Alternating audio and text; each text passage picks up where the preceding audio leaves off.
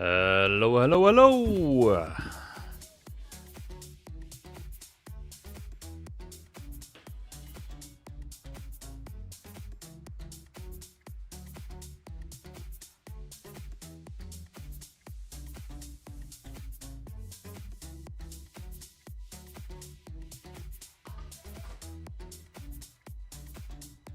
I'm here. Green light, exit open. FP2 is underway. Oh, yes. They're testing out the VSC again, it looks like, at the start of the session. So do not fear. They did this in FP1.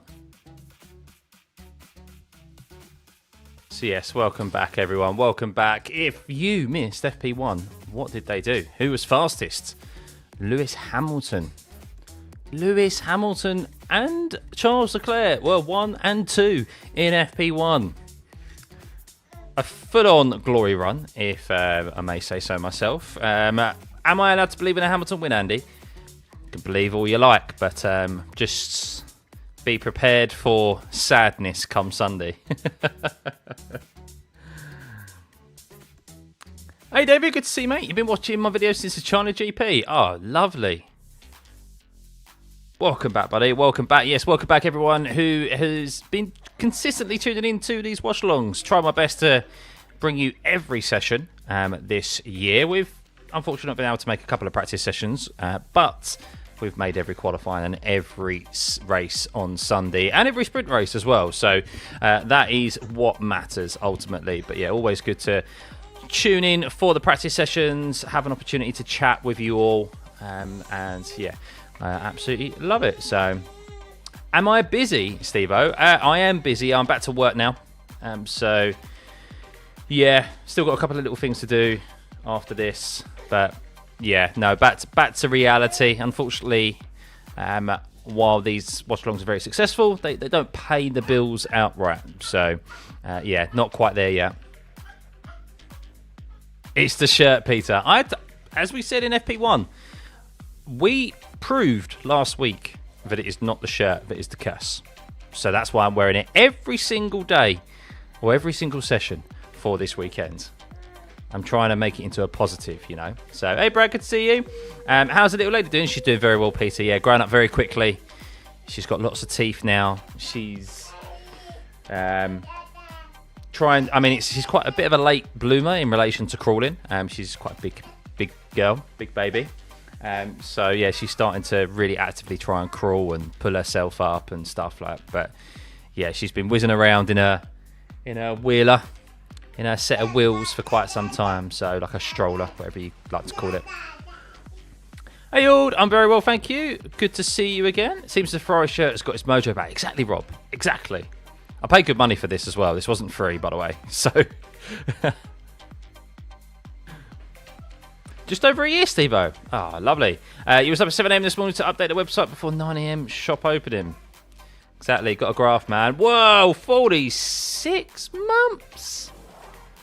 46 months. Good to see you, Adrian. Got some great sim racing streams lately. Super Formula at Monza was awesome. Thanks, man. Yeah, I'm looking forward to getting some more in before the weekend, before the week is out, as it's the last week of the iRacing season. We also do, if you're new to the channel, we also do sim racing content here. I mean, it has, since I had a little girl, it has definitely not been as constant, the sim racing content, because I have, not had as much time, understandably, and when I have had time, I've been doing the F1 stuff, which I absolutely love as well. But yeah, just mainly doing, I think the videos of sim racing stuff is probably going to be put to the back burner now, to be honest with you, and it's more likely just going to be in stream content, so in live content, which you guys can always watch back anyway. It's the beauty of YouTube. So yeah, love my racing, and I've come up against a few of these guys on track right now, actually. Oscar Piastri, I've crashed into, by the way. That's my claim to fame. I crashed into Oscar Piastri in the F3 series. I have been on the track with Isaac Hadjar as well. Who else? Kimi Antonelli. I've gone wheel to wheel with Kimi Antonelli, and he's come off second best against me. Just a little another claim to fame there. So, and there's a load of F2 drivers as well who I've been fortunate to share a virtual track with. Hope the shirt doesn't invoke the commentator's curse. No. The record top speed by an F1 driver in a race. Yeah, it was 238 kilometers an hour, I think. Miles per hour, I think it was. By Valtteri Bottas in the Mexico Grand Prix. Something like that. It was over 230. I don't know what that translates to in kilometers an hour. So, not usernames, they're real names. So on iRacing, which is the platform that I race on, but Max Verstappen races on lots of times. Whenever you see clips of him, you have to use your real name. So it is them. iRacing doesn't allow you to use usernames, gamer tags. It's your real name. So when you come up against Gabriel Bortoleto, it's the real Gabriel Bortoleto, same as Kimi Antonelli and the like. So finally able to watch a watch-along again, Brad. Yeah, good to see you, man. Good to see you. It was Baku GP, not Mexico. I think it was Mexico because the air is a lot thinner in Mexico, so that you can reach higher top speeds than what you can back in Baku. Baku's got the longest straight, or the longest section where they're full throttle, but you won't be able to achieve the highest top speed there because of the air density. The air's thicker. Not everyone with a famous driver's name is the famous driver, though. Some just share their name. Yeah, that's true. Yeah, that is true. Yeah, sometimes they go under a different person's name, but for the most part, it is them. They use their real names. So, have I raced Bathurst on the sim? I have. Yeah, not in real life. How's the Red Bull looking this weekend? Okay, I would say. FP1 wasn't really... FP1 is never a representative session, as we always know. FP2 is. So we do suspect that the engines were turned up for the Ferrari, in particular, for FP1. Get that glory run, get that positive feel around the racetrack, as there was not a lot of positives to take out of Zandvoort last time around, the Dutch Grand Prix. So yeah, no doubt they wanted to start off the weekend with a positive. I get it, build morale from the team and the fans. But will Ferrari be the quickest here? I still have my reservations. McLaren still have plenty in the tank. Piastri's now in the car after he missed FP1 with relinquishing his seat for Alex Dunn to participate in a rookie test, a rookie session. So yeah, there's still plenty in the tank from many. Max, I think, is going to be one to keep an eye on this weekend for sure. Low downforce package is most definitely on that car this weekend. So yeah, we'll see. You've driven Bathurst in your road car at 60 kilometers an hour. Have you actually, Adrian? I didn't realise that. Is Mercedes waking up? We'll see. Look, we're still some way off of the pole time that we saw last year, which is a 1:19.3. Now, will we see that in FP2? We will expect to see some push laps at some point in this session, as we always generally do, and that gives us a good indication of kind of the pecking order. Will teams pump their engines up for that? Yes and no. So, yeah, we're still like a good 2 seconds nearly off of pole positions time of last year. So, in that regard, we're not anywhere near as quick as these cars can go. As we know, these cars are super quick. They're quicker than last year's, and they're arguably the quickest in F1 history, as we've seen track records fall left, right, and centre this season. Oh, is a yellow? Antonelli's off. Has he just taken an excursion through the second Lesmo? Has he gone into a spin there? Kimi Antonelli, who crashed at Zandvoort, who crashed here last year on his maiden appearance in the Mercedes car, and he is at a standstill. And we've seen drivers go off a lot through the second Lesmo, as they've been struggling with that understeer, with the front grip in these cars. It's still a yellow flag, so is he just waiting for cars to go by? And it's a red flag! Kimi Antonelli is out of FP2, and he lasted not even 10 minutes time. Wow, Kimi Antonelli, waiting to see what happened, as I'm just watching a replay, actually, of Pierre Gasly taking, or Colapinto, one of the Alpines, taking an excursion through the gravel as Lewis Hamilton wasn't happy with Alex Albon impeding again. That's the third time Alex Albon has been seen impeding drivers today. So Alex Albon not having his wits about him, but Antonelli is beached just like he was in FP1, or he made a trip to the gravel, didn't he, in FP1 or FP2 it was in, hang on. Antonelli just saying he's beached at the moment. Mila, it's okay. It's okay. I know, Kimi will be fine. I know you're upset Kimi's beached himself, but he'll be alright. Yeah. He's got FP3 and qualifying tomorrow. So yes, Kimi Antonelli out, waiting to see what happened. He's clearly gone into... Right, here we go. Replay of Kimi Antonelli coming round Lesmo 1, heading into the braking zone Lesmo 2. Oh! That's very odd. The car, as he's braking, the rear... Yeah, very early into the corner, the rear started to go. What's the wind at the moment? It's a northerly wind, so it is kind of a headwind there.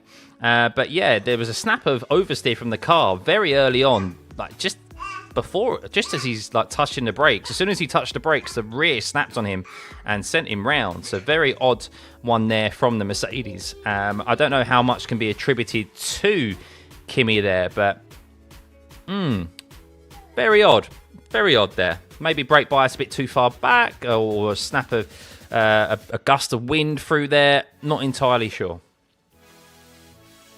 If his confidence is crushed during his home race, what did you say there? Never mind, it's a horrible day to love Italians. I'm sure it'll be okay, but yeah, that was an odd one. That was a very much an odd one, and he's braking. He's also braking in a straight line. So I would say, yeah, something may be fundamentally wrong there with the setup, or a gust of wind has caught him out there. Very odd.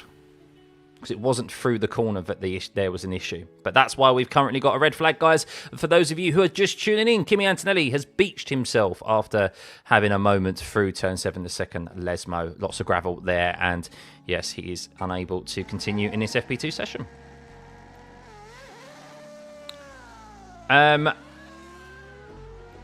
Definitely going to hit 55k this weekend. I hope so, Jingles. Yeah, we're nearly there. So big thank you, everyone, for continuing to subscribe. Yeah, we're trying to hit 55,000 subs this weekend. What a milestone that is. So thank you. He has had a bad month for sure. However, everyone will forget about this, what happens here, if he has a decent qualifying and a decent performance on Sunday. So doesn't matter what you do in practice, as Lando Norris has very much so found out. It's all well and good topping every single session, having a good practice, having a good qualifier, having a good Q1 and Q2, but Q3 and the race on Sunday is where it matters. So, hey, Carl, good to see you. Why is the time still ticking even in a red flag? This is a thing in practice, yes. So it's only qualifying and the race on Sunday, or the sprint race, where the session will be stopped. The actual timer in practice sessions, I think it used to be a thing in the past where the timer would stop, but hasn't been that way for some time. The car seems to not be working for Kimi and Mercedes. Yeah, that looked a bit... I mean, he did a PB, so they were saying about maybe he had cold tyres, but he did that was a third lap on a set of hard compound tyres, so maybe the tyres weren't up to temperature. Maybe they weren't, and they were still cold. But it's very odd for him to be braking in a straight line coming from turn 6 to turn 7, and the rear already snap on him, because it's not the highest of braking speeds, or the highest of speeds that you're braking into turn 7. Normally you see the car have a moment mid-corner, not way before the corner. So, of course, they're running low downforce packages here as well, so they're not going to have as much. Maybe he did brake a bit too late, but it didn't seem like that. It seemed like he was quite conservative, actually, with his braking. I wouldn't say he was overzealous in his braking into turn 7. So I'm sure they will come out and let us know what occurred there. Do I think Lando will have any advantage from running in P1 compared to Oscar, who did not? Technically, yes, but Oscar's good enough to get up to speed quick enough, you know. So I don't think missing out on FP1 is going to be that difficult. Also, with this track in particular, it's not a technical track. You don't need to... It's not like you need to dial in your lines into certain corners. There's only 11 corners here, and 3 of them are chicanes anyway. So it's more so about the confidence under braking, and that's what Piastri will be looking to get and get into a rhythm on. So. Wish o'clock was stopping practice when red flag. Why penalise all the teams' time in practice? It's not the race. All teams experimenting. Yeah, it's because they've got F2 and F3 going on. They've got a whole schedule, haven't they, of events going on, and only have a certain amount of time to fit it all in. So, Electronica, weather warming up in the southern hemisphere means I'm going to play more sets. Thus, I am awake late into the night and can watch the practices. What are my thoughts on Lawson and Sainz? I did a whole video on it. Electronica. I did a whole video on it. I don't think Sainz should have been given a penalty. However, by the letter of the law, it was a racing incident, but by the letter of the law, Lawson wasn't wrong in what he did. So, but he shouldn't have, I don't think he should have received the penalty and be deemed blamed for it, because I said he had a snap of oversteer. I know Lawson has said that he was driving out. He was going to be driving out to the corner, which he's entitled to do. But the actual initial reason why the contact occurred is because it came from Lawson's side, because he had a moment of oversteer, and while Sainz is going around that corner and he's not sufficiently alongside to be warranted space on the exit of the corner, they weren't on the exit of the corner per se, like when that contact actually occurred. So I think the penalty was unfair. I think it should be a racing incident. But Lawson also, Sainz having a go at Lawson was wrong, because he should be having a go at the racing guidelines, not Lawson for just using the guidelines as they're written. As he said, many others have done so. He even said himself, I got caught out by this in Miami. If you remember, he took out Fernando Alonso, and he said, I thought I should have been left room, but as per the guidelines, I shouldn't. I was totally in the wrong, and I don't like it, but that's how the rules currently are, and that's what you need to use them as they're written to your advantage. So hopefully what happens from this, as Sainz says he's really miffed by it and he's going to raise the issue again with the drivers, hopefully it leads to them going back to a more traditional style of racing, where, yes, the car on the outside doesn't have to be fully ahead with their front axle to warrant racing room. I think that's totally unfair. I've always said, I think if a car on the outside has their front axle overlapping the rear axle of the car ahead of them, I think that's kind of like sufficient, because they've got their front axle, the front wing. That should be warranted racing room. But I think at the moment it's too overzealous and it's too difficult for an overtaking car on the outside to make a move. And we want to see cars going side by side for multiple corners, not just a single corner, which is what we're currently getting at the moment, because the inside car has all of the power. So yeah, hopefully it raises. They go back in a more sensible direction. Man, ahead of the apex, they need to change it a bit. They need to change it dramatically, to be honest with you. If Sainz deserved the penalty, Leclerc should have got a penalty for T11, T12, and Russell changed my mind. It's not even the fact of Charles Leclerc should have got a penalty there for... Well, yeah, he should have done, to be fair. Yeah, Charles had no... I did a video on that as well. By the letter of the guidelines... Like, it was a brilliant attempt by Charles. But, as per the guidelines, he caused contact with George Russell. George Russell was entitled to not leave him any room there, because he never had an entitlement to be warranted room. And he made the overtake. New angles have come to light that show that he actually did leave the track anyway. And all 4 wheels were outside of the white lines. So, but excluding that, yes, he never once had his car. He was never once entitled to room, even in the chicane, because the entry of the first corner takes precedent, and he didn't become the inside. He became the inside car on the second exit of the chicane, but he never was warranted room in the first place, because he never had his front axle ahead of George Russell's front axle into that initial entry. So the guidelines are a bit... the guidelines are just terrible at the end of the day. But he should have been in normal racing circumstances, which is what everyone wants to see. He should have been afforded room there because it was a brilliant attempt, and he caught George napping. And George kind of only way to try and hold on to that position was to use the guidelines to his advantage and run Leclerc out of room as he should be allowed to do as per the guidelines. But as a fan, we want to see that attempt be given room and see those cars go side by side for multiple corners, which is what they would have done. But we were robbed of that because of how the guidelines are and how drivers are. Some of them are utilising it and some of them aren't. So, yeah, exactly, Adrian. It makes people... is that a baby crying, Red? Yes, it is. It's my little girl. So...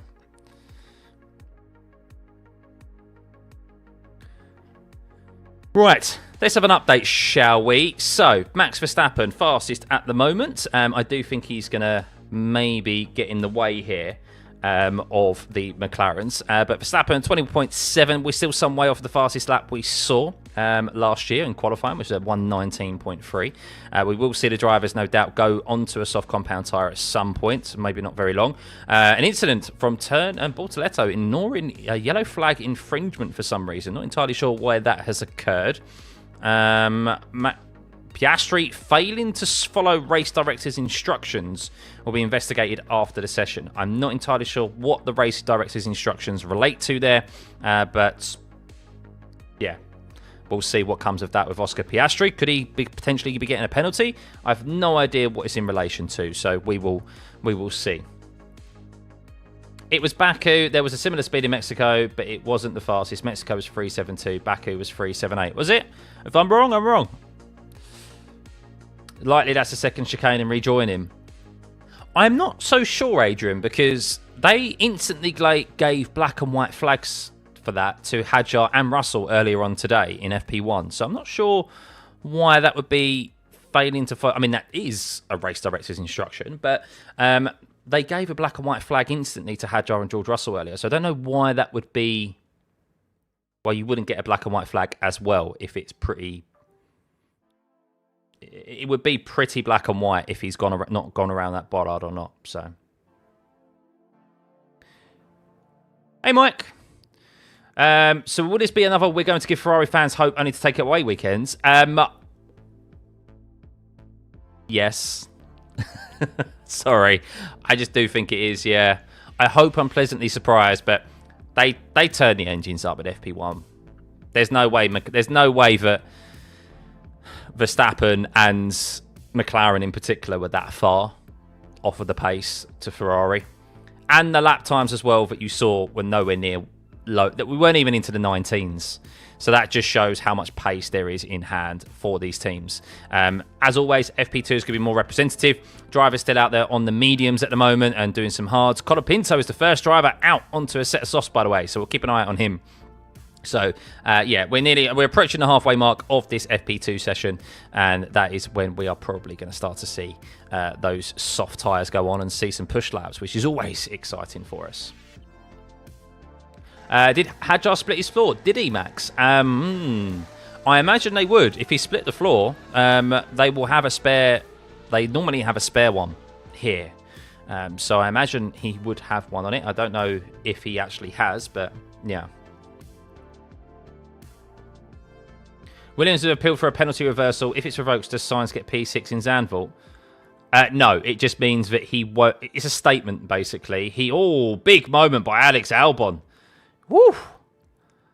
He had a massive off for the first Lesmo. Oh my God, that could have been an airplane disaster there as Sainz goes fastest with a 20.5. No, it just means that he'll get his penalty points revoked.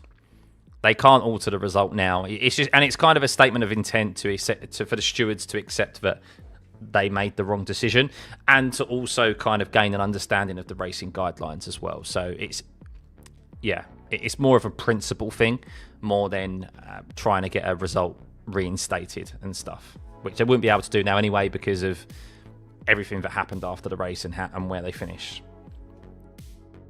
How are Ferrari second fastest on a harder compound? Wow, still too early. Oh, here we go. Norris on the set of softs. Here we go. Now remember, guys, the lap times that we're looking for, to an extent, pole position of last year was a 19.3. So will we see, even here at Monza, will we see them beat that lap time? I don't know. Maybe not so much. I don't think it's really the straight line speed where the teams have had and the cars have had that much of an improvement over previous iterations, but it's more so for the corners. So we will see whether they can get close to that or even beat it, as we have seen many a time in plenty of FP2 sessions. But we'll keep an eye out on Norris as he's on a brand new fresh set, as he's on a brand new set of softs. So he just bottled an SF Open win. Standard, Taco. Standard. Can I add the sector markers?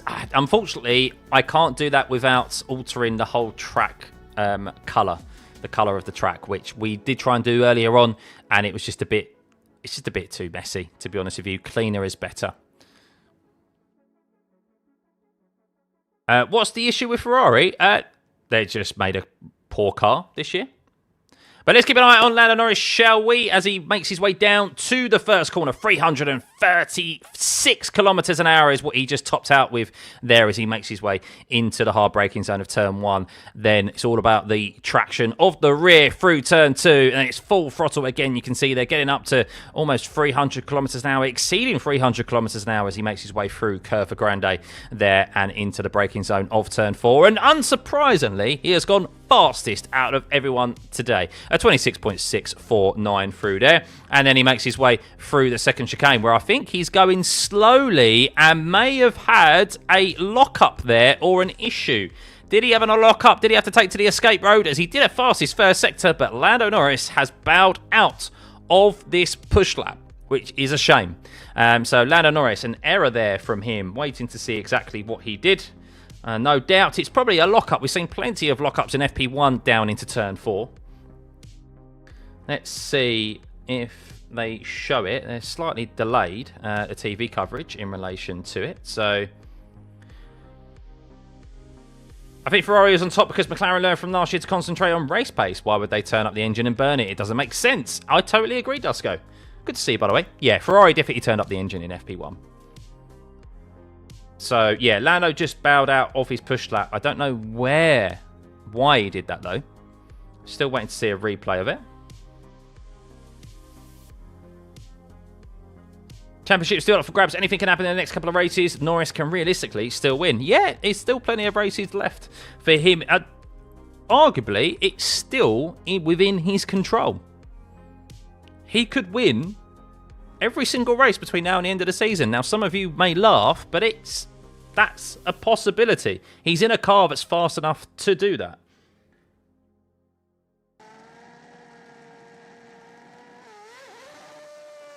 Oh, big moment over the curb through turn 5 is what Lando had. So it wasn't a lock-up. He just hit the curb. He had a curb strike through turn 5, which is the second chicane, the second part of the chicane, and that's why he bowed out. He did very well, very, very well to control the car.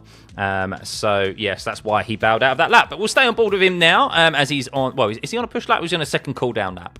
No, he is on a push lap still, but he didn't go as fast as his first sector time, as Carlos Sainz has gone fastest as he's on a brand new set. So lots of drivers out there now on a set of soft compound tyres. We'll see how they fare, but Lando makes his way down into the Ascari chicane, and look at that, a 26.734, a purple middle sector for Lando Norris, comfortably quickest, 2 tenths quicker than that of Verstappen last time out, but Carlos Sainz only does a 27.0, so 3 tenths difference there, but he may have got caught up in some dirty air and some traffic in that middle sector. So it's all about the last corner for Lando Norris now, turn 11, Parabolica, and well, to the finish line, and what time has he set? A 1:19.8. Our first lap time today, this weekend, in the 1:19s, half a second off of pole position of last year, as Sainz sets a 1:20.2. So there we go there. Not even as quick as Lando could go, as he had already done a push first sector. He'd already done a couple of corners pushing on that set of tyres.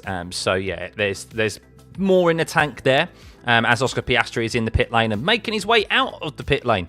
You can see his icon there, so he'll be on a brand new fresh set of softs, and we'll see how he fares. Has he got that car dialed in?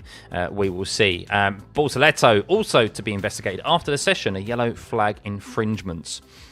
Still not sure what in relation that was for. Maybe he didn't slow down enough. Maybe he overtook another car because of it. Not sure, but Charles Leclerc is on a brand new set of softs. Alex Albon's on a push lap at the moment. He only has Lewis Hamilton ahead of him. Hamilton's also on a brand new set of softs. But let's stay on board with Charles Leclerc, shall we? We'll keep an eye out on those who are on push laps at the moment on a brand new set of softs. But Leclerc down into the first corner. A green middle sector for Alex Albon. He's third fastest in the middle sector, actually. But Charles Leclerc makes his way out of the first chicane. Very tight through there. Have to be careful about your throttle application to ensure that you don't spin up those rear wheel tyres as he makes his way through Curva Grande into the braking zone of turn 4. And what is his first sector for Charles Leclerc? It's a 26.669, which puts him only 0.02 of a second behind that of Lando Norris, so not bad at all. Bortoletto up there in P5, Behrman into P7, a 20.8, Ocon a 20.6. But will Charles Leclerc be able to get ahead of Lando Norris at the top of the timing screens there and put in a sub 1:19.8? Lewis Hamilton just makes his way through the first chicane, and it did look like that Bortoletto and Alex Albon moved out of the way for him, so hopefully he doesn't have this lap interrupted. A lot of clear track ahead of him once he makes his way past Pierre Gasly, so we'll see how he fares. And whoa, a 26.467 for Lewis Hamilton in the first sector. Not too shabby, if I say so myself, as Charles Leclerc comes around the last corner now, across the finish line, and he sets a 1:20.399. 0.5, half a second back from Lando Norris. Slower than Sainz, Hulkenberg and Albon. Interesting there. Interesting. Of course, it's still lots of shenanigans at play. We don't know fuel loads. We don't know engine modes. But you'd expect Ferrari, even with those, to get ahead of the three drivers who are currently ahead of him. As Hamilton has made his way through the Ascari chicane and makes his way down the back straight, heading up into the last corner of turn 11, Parabolica. One last corner from him. He's fifth fastest in the second sector, by the way. Lost quite a bit of time in that middle sector compared to Lando. And this last sector, a 20 flat, a 120 flat for Lewis Hamilton, but still just under 0.2 off of Lando Norris. Lost a bit of time in the middle and last sector, Lewis. So, wonder if maybe he's running a bit less downforce now, and that's where he lost time in the corners in relation to the McLaren. Not entirely sure. But we will see. Watching his replay. Hang on.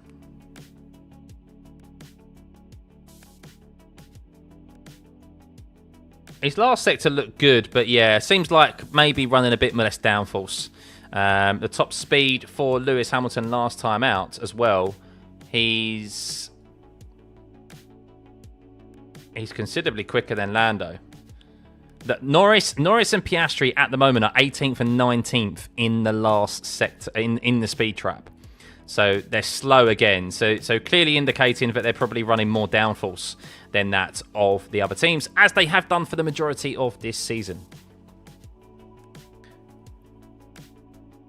Max backed out. Why? Can we check the replay? Where's Max's time? Max 26.7.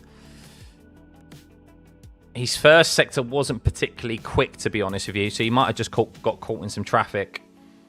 Yeah, he might have just got caught in some traffic. No doubt he'll probably want to go again. We'll see if he does. As I'm watching Charles Leclerc, so to see exactly what happened with Charles Leclerc. And so Charles just ran a little bit wide through the second Lesmo. So he did have to overtake one of the Red Bulls just on his way through to the Lesmo. So that would have lost him a lot of time as he made his way all the way down the back straight into turn 8. So yeah, you want to avoid the gravel as much as possible. Even if you slightly touch it, it's really going to affect your top speed out of the exit of the corner. Will Williams stand a chance to be on the podium based on their progress in Monza? No, is the short answer for you. No. Lewis may have a chance if he doesn't mess up quali after that 5-place grid job. Yeah, maybe. Maybe. Look, Ferrari have both got the pace to get into Q3. It's just where. I think we all expect the McLarens to be quickest. As all signs, the second driver to get sub 120. Interesting. Right, let's keep an eye on Oscar Piastri, shall we? He's surely not coming back into the pit lane, is he? Surely he's about to start a lap. No, Piastri's coming into the pit lane as well. So he's not doing another push lap at all. So that's intriguing. I thought he might do another push lap. Is Max Verstappen on a push lap? No, Max hasn't set a time yet, but he's going very slowly. So he's probably just trying to look after those tyres, and will probably do another lap, another attempt when he makes his way round, surely. I can't imagine he'd be too happy with where he is at the moment, as Tsunoda up into P6. Not bad from Tsunoda. Has had good history here. Drew. Me and the British bias, so obvious. Still hanging on to my boy Norris. Mate, he's too emotional and a typical Brit. Oscar is a smooth, calm criminal. Always will be the champion. Well, he's not champion yet. And there's no British bias here. Why is Antonelli not moving, a liar? He beached his car out of the exit of turn 7. So, yeah, he had a moment, a very strange one. He had a very strange one. He was braking in a straight line, and it's almost as if as soon as he touched the brakes, the rear snapped on him. Very early in the corner very early in the process of that corner to lose the rear of the car. So either the brake bias is too far back, or, I don't know, tyres weren't up to temperature, or there's a fundamental issue with the car. As I'm watching why Max Verstappen's time, his initial run was not good. As Max is saying, oh, lost the rear. The car is becoming really jumpy. It's really nervous on every little bump. So Max Verstappen not happy with the setup of the car at the moment. Oh, my God, he's got so much traffic to make his way through here, isn't he? I don't think he's going to set a decent time here.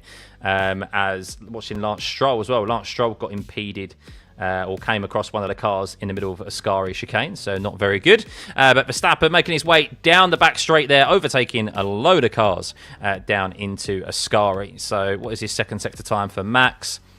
It's a 26.7. That's not too shabby. Wow, Max has actually recovered a lot of time there. I thought he'd be a bit more hampered with the traffic ahead of him, but he's set a second sector time that's almost on par with that of Lando Norris. So he makes his way around Parabolica. Let's see what lap time this is going to be. His first sector, though, is quite poor. Not got the grip, I imagine. But that's not too shabby. That would have been a lot closer to Lando, and potentially maybe even P1. He was 3 tenths, by the way, off of that of... he was 3 tenths off of Lewis Hamilton's first sector time, and a couple of tenths nearly, or about a tenth off of Norris's first sector time. So improvement there for Max on if he was on a brand new set, but just like Lando Norris as well, if he was on a brand new set. So Oscar Piastri is on a push lap now. He's on the same set of tyres, so maybe he just wanted a setup change, maybe a wing change. Let's keep an eye on him. A 26.733 in the first sector. That's quite slow for Oscar, to be perfectly honest with you, but he is on a set of used tyres. He makes his way through the middle sector where we know the McLaren has been strong. Currently fastest from Lando Norris as he makes his way down into the Ascari chicane. Is this an unwritten rule? I don't know about where it's a crime to support British drivers. It seems like it, San Joshua. Yes, it does seem like it, yeah. Yeah, apparently, I don't know where the British bias figure is a lame excuse, to be honest with you. I mean, I never knew it was wrong to support your own countrymen. Plus, I don't support every British driver, just like how people across the world don't support all of their own countrymen. So, Piastri, P3, just under 2 tenths slower than that of his teammate, but on older tyres than that of Lando. So, not too shabby from him, considering that was on used tyres. Best case scenario, Lewis qualifies P1 and gets P5. He'd actually start P6, Roham, because it's a 5-place grid penalty. So, yeah, he'd starts P1, moves down to P2, P3, P4, P5, P6. That's how they calculate it. So, my pleasure, Dan. My absolute pleasure. Thank you for tuning in.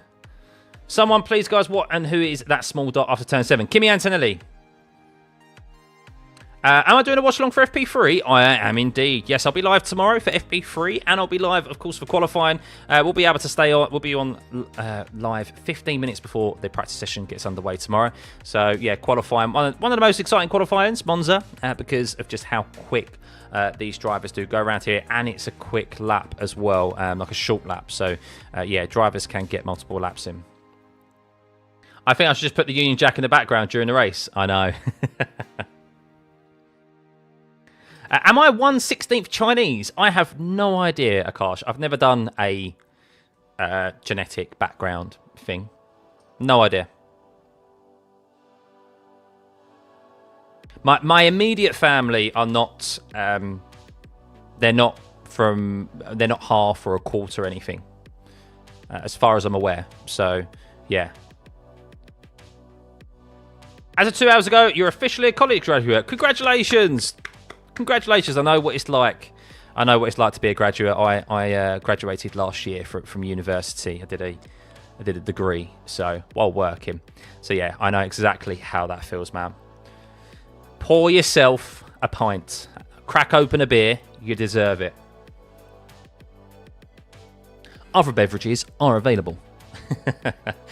So anyone else out there doing push laps right now? I don't think so. We only have a few drivers out on track, but after those push laps, we do have Lando Norris fastest. Charles Leclerc went second fastest. Oi, oi.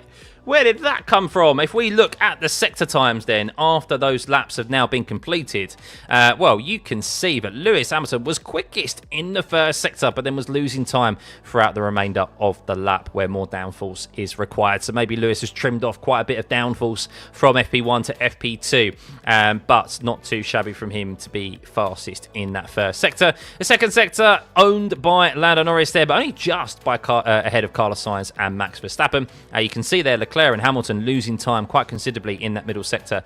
But Lewis, potentially, if they're running similar setups, Charles, there's not much to separate Charles and Lewis in that first and second sector. The last sector, that's where Lewis has lost a considerable amount of time compared to Leclerc. So maybe Lewis just didn't push too hard through that last sector. Maybe he had a poor Ascari chicane. I didn't see the lap. And clearly, Charles Leclerc hooked it up, and that's why he split the two McLarens there. So going to be very interesting. If we look at the speed traps, because this is important as well to get a good indication kind of what downforce packages the teams are running.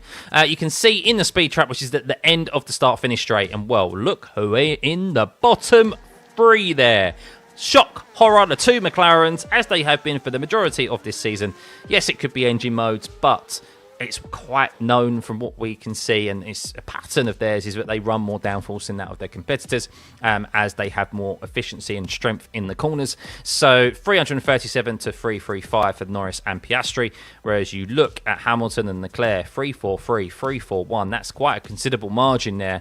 And, well, you do suspect, this is the thing, they might have a car that's quick enough to qualify on pole position. They do have a car quick enough to qualify on pole position, Lando Norris and Oscar Piastri. But when it comes to the race, I think they could be susceptible. I don't think they'll have that advantage in the first lap with DRS activated the second lap for them to pull away from those behind. I think that's a significant advantage for Leclerc and Hamilton if they can be on that low downforce setup. But over the duration of a race, I don't know. It's going to be an intriguing one tomorrow. It is going to be an intriguing one to see how these setup configurations fare from qualifying to the race on Sunday. So, just giving me some Aussie Brit love. Oh, it's the old Ashes thing. No worries. I don't blame you. Support your countrymen. You don't have to support them, but yeah, I don't think anyone should be... no one should be vilified for supporting their countrymen first. And if you get to know them and you're like, nah, I really don't like them. Just like you don't like, there's plenty of people that you went to school with who are of the same nationality as you that you don't like. It doesn't mean that you have to like them. But yeah, I don't think people should be vilified for supporting their own bias, which is initially your own countrymen. So hopefully, you're on a San Miguel. Nice. I haven't got anything today, actually. Am I a civil engineer, VJ? No, same Well, I say same. I'm in construction, quantity surveyor. So I had to do a surveying degree. I'm wearing the Ferrari shirt all weekend, George. All weekend. I think it's working. The curse has been broken, ladies and gentlemen. We knew there was no such curse anyway, to be fair. There was no such curse in the first place. I'm correcting myself because we proved that last week at Zandvoort. I didn't wear the shirt and they had a torrid time. And, well, here we are now. So, when the person... Yeah, you've got a tough time, Taco. When the person representing Canada is Stroll, to be fair, he's beating Alonso in the championship. True. It's Stroll's year. Can there be overtaken here, Peter? There can. Yeah, it's gonna. That's why I think the setup choice is interesting. There can be, however, not as much as in previous years because this is always a one-stop. Little spoiler into the preview for Sunday. This is one of the longest pit stops on the calendar. 24 seconds, and you lose a lot of time as well in that pit lane because it's one of the quickest tracks on the calendar, hence the name, Temple of Speed. So drivers are going at 350 kilometers an hour.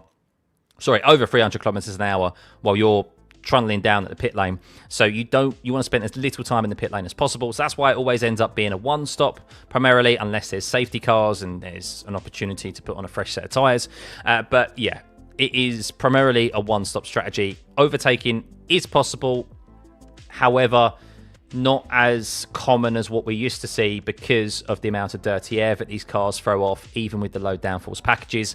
And what is unfortunately a factor here as well is that the DRS is less effective because of the skinnier rear wings.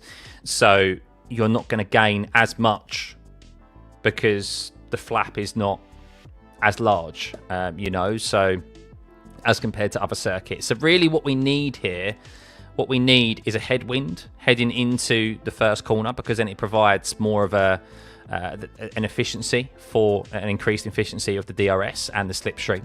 That's primarily what we need. North is heading this way.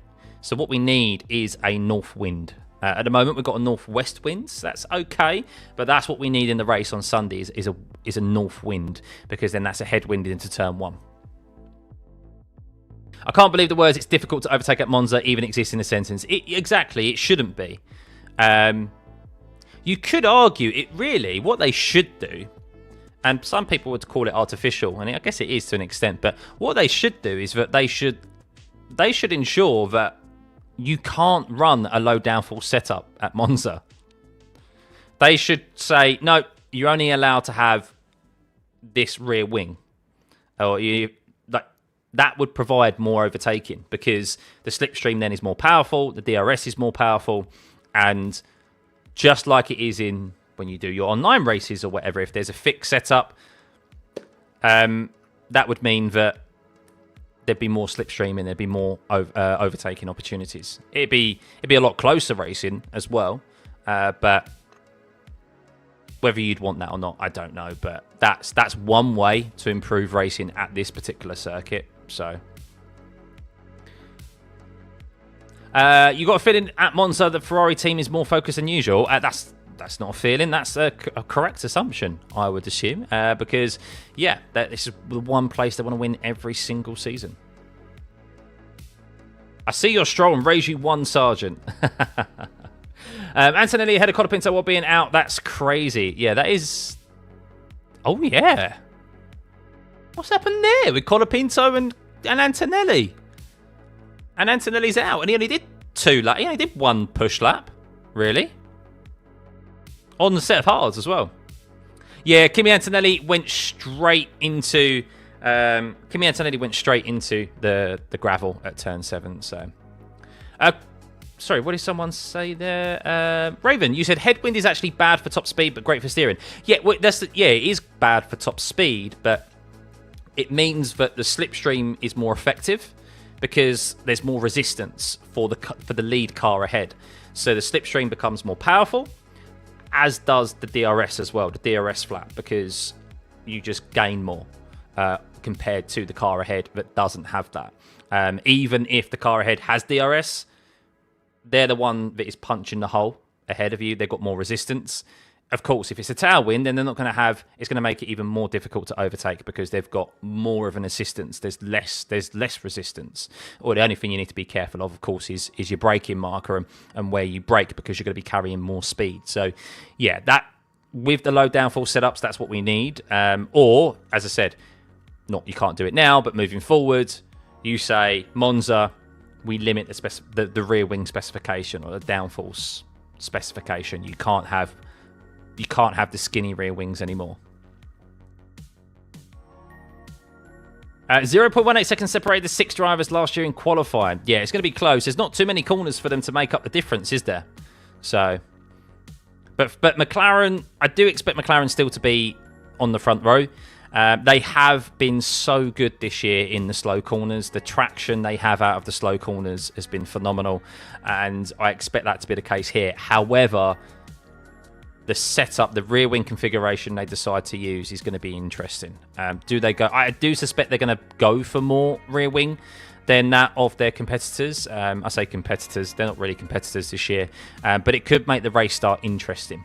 Especially if Lando and Piastri do lock out the front row and they're fighting, and with DRS activated after one lap, it could keep those on the lower downforce setups. It could make them susceptible to overtakes in the early stages. Would they be able to hold on to it? I don't know, because we've seen the teams, even here, we've seen tyre deg before, or more so the temperatures is the issue.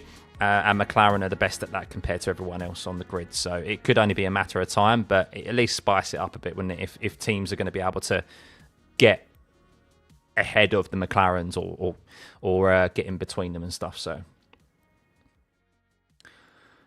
tailwind absolutely sucks in sim, but it's just as bad in real life. Yeah, I know, Adrian. It really catches you out as well. you're just like, where's this understeer and overspeed come from? Why did I brake at my normal braking marker and completely miss the corner? Am I just bad now? Last year, Ferrari didn't win on pure merit. They won due to a rare strategy gamble. It wasn't even a gamble, VJ. Right? I'm not taking... Right, some people may think I'm taking it away from Charles Leclerc last year. He won. However, he won because of McLaren's cock-up. McLaren decided, for God knows till this day, they decided to relinquish track position and try and make Piastri chase down what was like a 12-15 second lead to Leclerc. Which, bearing in mind, when Leclerc had made his pit stop, and the gap Piastri initially had on Leclerc wasn't even catching him at a rate of knots. So Piastri could just manage at the front his tyres, and he'd have plenty to hold off with the dirty air of Leclerc and win that race comfortably last year. So Ferrari probably saw McLaren pit last year and went, I can't believe they've just done what we would probably do. They just threw away. Well, McLaren did a Ferrari strategy last year. And gave it away. Oh my God! Charles Leclerc! Oh my goodness! Nearly just turned his Ferrari into a grass cutter. Big moment for Charles Leclerc as I looked at the TV coverage there, as we were just talking about his race win from last year. What happened there for Charles Leclerc? Did he have a snap through Ascari? That was a big moment. So he's heading down into the Ascari chicane. And what happens here? Oh, big lockup. And he went through the gravel and over the grass, had to control the car and the rear. Woo, not often you see a lockup down into Ascari, that's for sure. But big excursion there for Charles Leclerc. Very lucky to control that car. Scary moment. Well, I'm sorry to scare you all. I just looked at the TV coverage and I could just see Charles Leclerc doing dirt rally at Monza. Do I think Lando could win the championship after the Netherlands? He still can. Whether he will or not, though, obviously, is a tall order. I personally don't think he will now. I personally don't think he will. Lewis Hamilton struggling into turn 7. Lots of drivers struggling into turn 7, by the way. That wind is switching around a lot. If you can see, it was a northwesterly wind a few minutes ago, and now it's a southwest wind. So this is definitely catching drivers out through certain corners.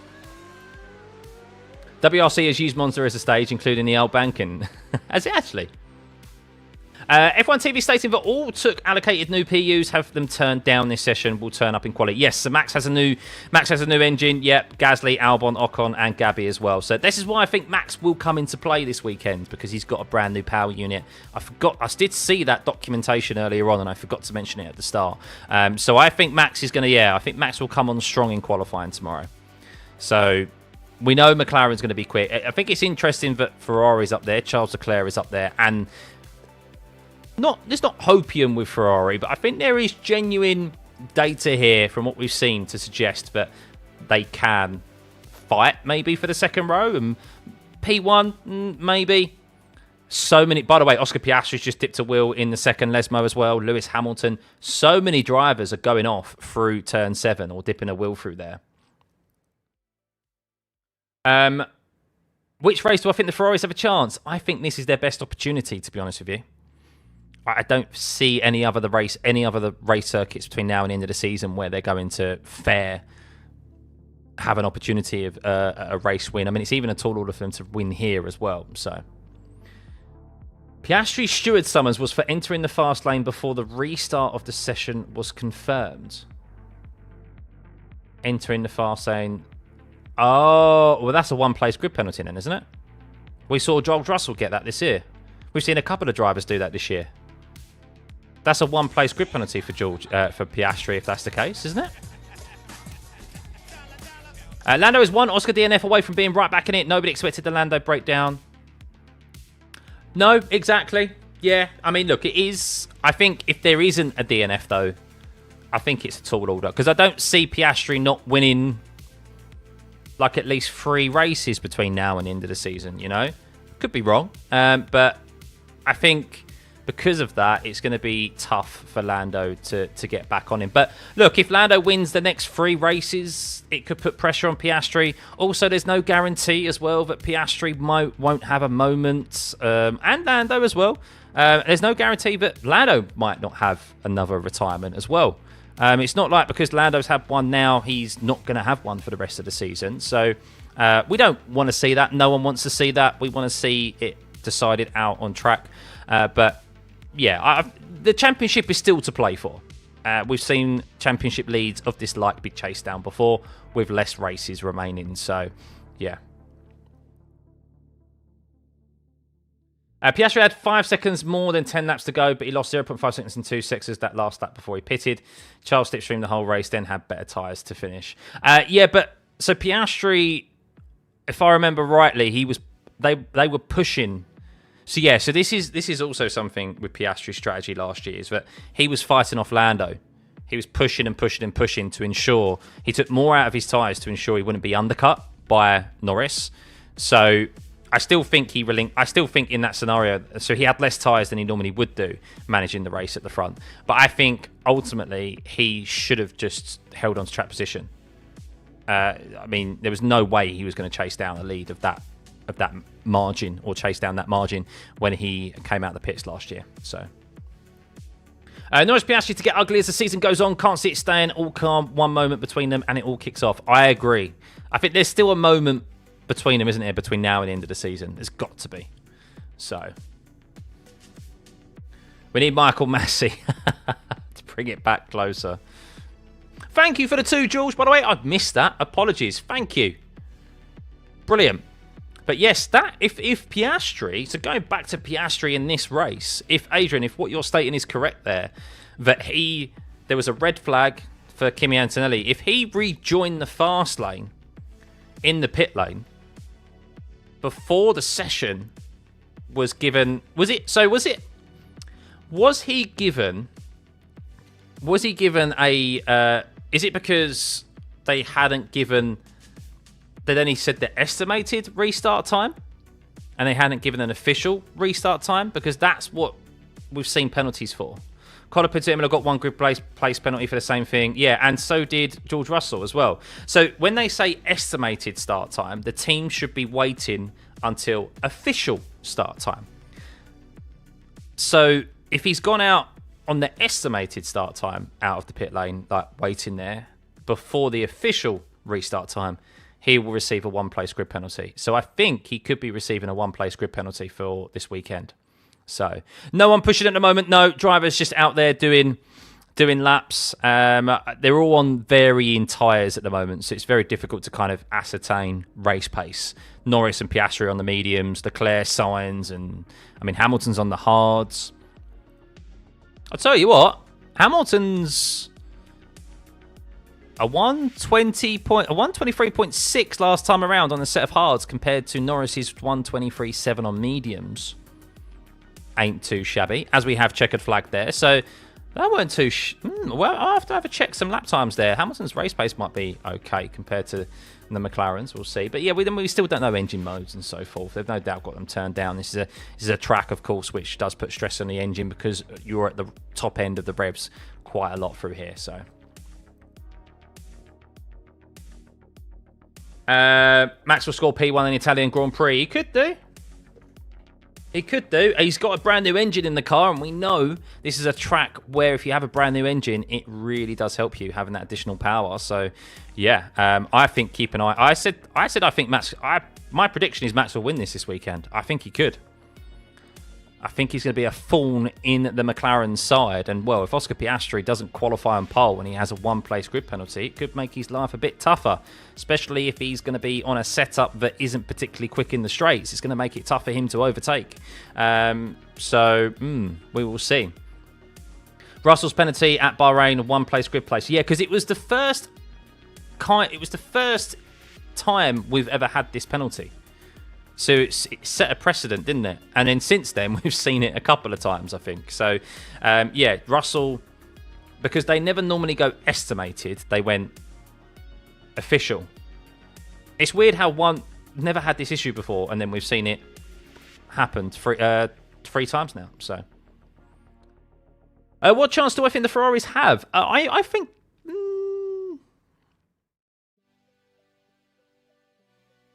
Hang on. What's going on here?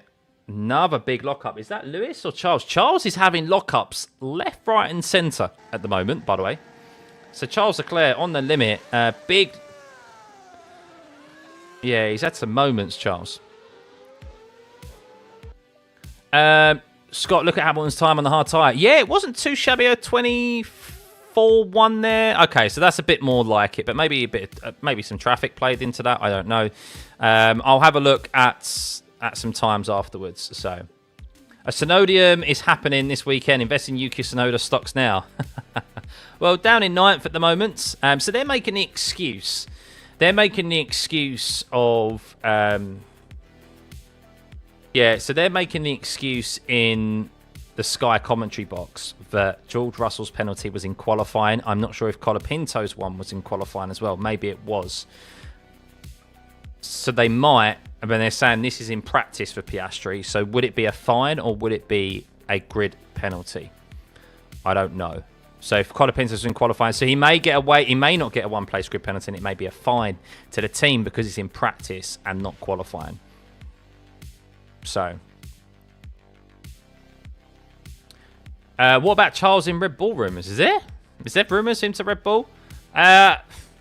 I don't hold any substance to those. I have said about Charles Leclerc, though, of course, there's only so long that he can stay at Ferrari for before he just looks at moving elsewhere to win a championship. Because if they're not going to build a car in the next few years that's capable of winning a championship, I don't think they're going to in this current set of regs or the new set of regs. And he needs to look to move elsewhere. However, if Red Bull don't provide a car that's quick enough for Max Verstappen, then he's going to be looking at the team that does and has the car to win a championship, and he'll be first knocking at the door, and he'll have first dibs, won't he, compared to Charles. So, crossing fingers for a team fine. I think it will be if it's practice. Yeah, if the precedent was set that it's those two happen in qualifying, I didn't realise they happen in qualifying. I thought it was practice as well, or at least one of them was practice. Then yeah, it will probably be a fine, not a grid place penalty. So, do I think Carlos will get a podium this weekend? I don't think so. I mean, one thing for sure, though, is that Williams have had their best 2 practice sessions, or their best Friday, for quite some time. I can't remember the last time Williams were actually this high up consistently in FP1 and FP2, so it's a positive for them. Never say never. It's Monza, after all. We could see carnage. Something could happen. We've seen miracles here before. So, Sainz, of course, has good form here. When he was at Ferrari, never won, but he's had form here and feels confident here. And of course, Zandvoort was going to be a good result for him until he collided with Lawson. So, yeah, I by the looks of it, they're definitely best of the rest, and they could potentially mix it up with the likes of, maybe a poor performing Hamilton. I mean, look, they're comfortably ahead of the Mercedes. I would say the Mercedes haven't looked very good in FP1 or FP2. George Russell had an engine cut out at the end of FP1 as well. So, Mercedes have it all to do, and it could be that it's actually Williams who are up there, not Mercedes. So, too early to say that, VJ. Who do I think will take pole tomorrow? Max. I've got a feeling about Max in that Red Bull on the low downforce package with a brand new engine. I think he's going to get pole tomorrow. Or it's going to be close. I think he's going to be on the front row. I think he's going to split the McLarens tomorrow. I do. I think that's what's going to happen. And he's got form. He knows how to drive a low downforce package as well, as we've seen this year. So, thanks, Titan. Much appreciated. Appreciate the love. I appreciate the love. So, you can't see Hamilton still getting a podium this year. To be honest, Charles is just faster and cannot see Lewis getting past the McLarens this year. Yeah, I think he needs some assistance, to be honest with you. But he's looking not too shabby here. He's not looking too shabby here. I don't know why his last sector was slow. We did look at the last sectors. I mean, look, you can see. Let's have a look at the speed traps again. So this really kind of gives you an indication of, yes, who's got their engines potentially turned up, and also the downforce packages that the teams are using. Hamilton and Leclerc fastest in the first sector. Not quite fastest when they get to the end of the start-finish straight, which is where the speed trap is, but that can be skewed a bit in relation to toes and slipstream and so forth that many may get. So Verstappen quickest down the start, and that's also as well, like, that's not even with the engine turned up potentially. He's going to be quick, and he's going to put pressure on those McLarens. Even if he qualifies just behind them tomorrow, he is going to be right on them at the start of the race if he can not allow them to get away after the first couple of laps. Only one lap until the DRS is activated, of course. But look at that. Norris was one of the slowest in the speed traps. Wow, they're slowest in the sector 2. That's intriguing. So maybe they have the engine turned down quite considerably. Of course, issues last time around for Lando and Lando in particular with his engine. Oscar Stealth Mind Games, the Iceman just keeps you all guessing. I'm not reading all of your messages anymore, Drew. I'm just reading the first line. I don't want to see Max pole because I want to see another crazy move by him. Yeah, maybe. I think he's going to get involved tomorrow, though, Max. Definitely, for sure. Yeah, there's definite... I think McLaren will still be quick when it comes to qualifying. As I said, they'll have the... You can set the car up here to be not as quick down the straights and be a bit more balanced for the corners. That's what McLaren have, I think, are evidently trying to do. I mean, don't get me wrong, they've still got a bit of a trimmed rear wing, but it's not as trimmed as what you see on the Ferrari or the Red Bull even. So, yeah, going to be an interesting one at the start of the race, and they may be able to stay really... It's that trade-off of low downforce versus maybe a bit more downforce. It's still a low downforce setup, for sure, is going to be interesting. But over the duration of the race, can Max keep his tyres in the right window? Same as in a good window, same as Leclerc, same as Hamilton over the McLarens. That's really where their advantage is that they can go faster for so much longer. That's where their advantage has been all season. And that's why the other teams are just not able to. That's why you see Max. Yes, he's able to separate the McLarens at the start of a race, but it's inevitable. It's only amount of time until those tyres start to drop off, and one of the McLarens, normally it's Lando, of course, trailing behind Max, eventually overtakes. Yeah, tomorrow should be a good day. Sonoda pole, race winner, quickest lap, and driver of the day, most definitely. I like that you've got so much optimism about Sonoda. P9 for him, only 4 temps back. He's only 2 temps back of Verstappen, so not terrible by his standards. So yeah, would love for Alonso to get a podium.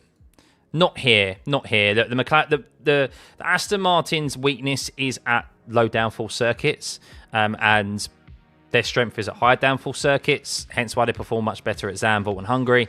This is going to be a poor race weekend for them, personally. All of their upgrades have been around bringing downforce to the car, not trimming it off. So, yeah, this is going to be a bit of a tricky one for them.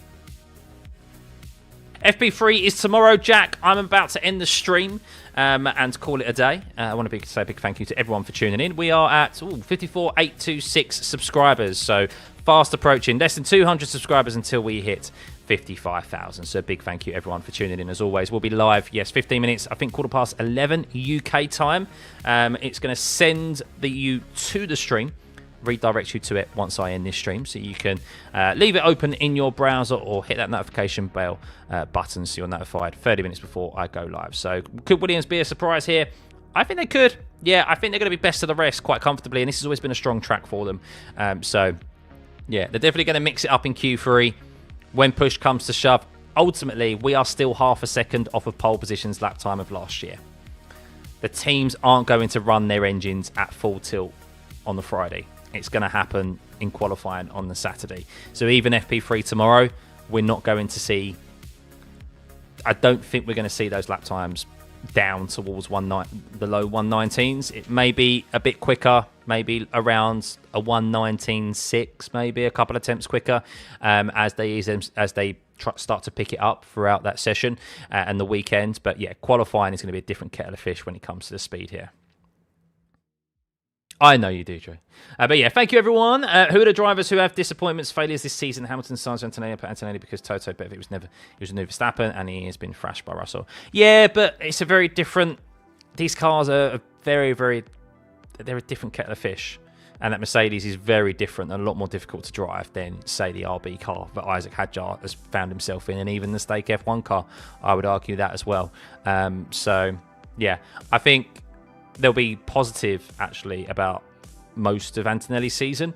And, of course, as there always is for rookies, there's plenty of things to look back on and learn from. And he still could have a decent weekend here. Yes, his Friday afternoon hasn't gone too well, which was still a very odd one heading into Turn 7. When you watch it back on the highlights, guys, you'll see what I mean. He literally starts braking and the car starts to wiggle on him on the rear before he's even got into the corner. That's very odd, especially into Turn 7. So, yeah, not entirely sure what has happened there. But, yeah, that's what I'm going to leave. He could qualify well tomorrow, and everyone forgets about what happened on the Friday. That's the beauty of motor racing, so, and F1 in particular. Am I planning on doing a special event when I reach 55k? No, not 55k. I may do a special event when I hit 100k, because that's a special one. But no, it's just... The 5k milestones are just great to achieve, and it just shows that we're growing this channel, and we're heading... This community is heading in the right direction. So big thank you as always. So yeah, have a lovely rest of your Friday, guys, and we will catch you tomorrow morning for FP3. We'll see you then. Bye.